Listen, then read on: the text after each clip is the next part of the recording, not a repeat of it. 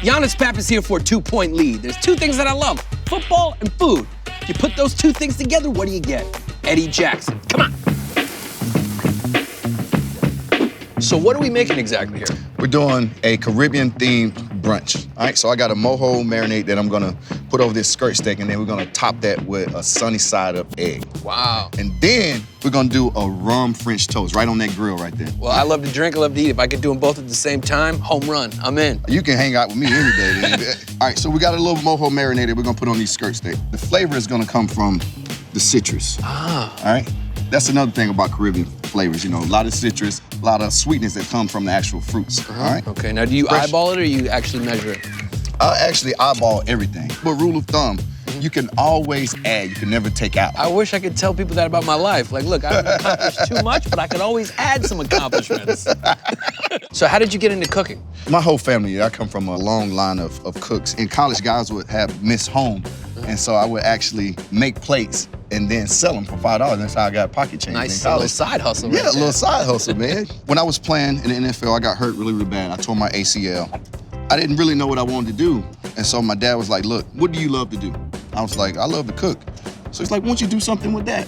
That's simple. You're Simple. like, okay. I was like, okay. And I just started practicing. I kind of took the same mentality that I did towards sports, like working on my craft, practicing. I did the same thing with food. Now, when you won Food Network Star, did you get like really competitive? Did it feel good when you won?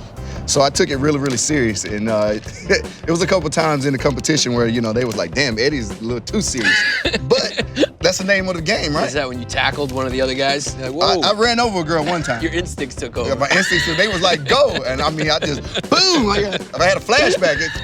She's like, oh, wait a minute.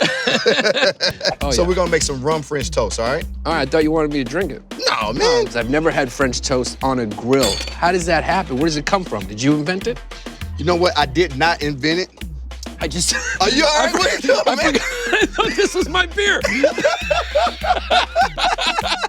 And I took a beer swig, too. Oh, my God. I guess my saliva is part of the recipe today. All right, so we're gonna put a little cinnamon, a little nutmeg, and a little allspice in here, all right? And we're just gonna kind of literally just eyeball it. Do you think it's important? Hold, wait. Okay. Pour some of that rum in here before you drink it all, man. All right. All right, man, that's good. Sure, a little bit more. Remember, We can always add.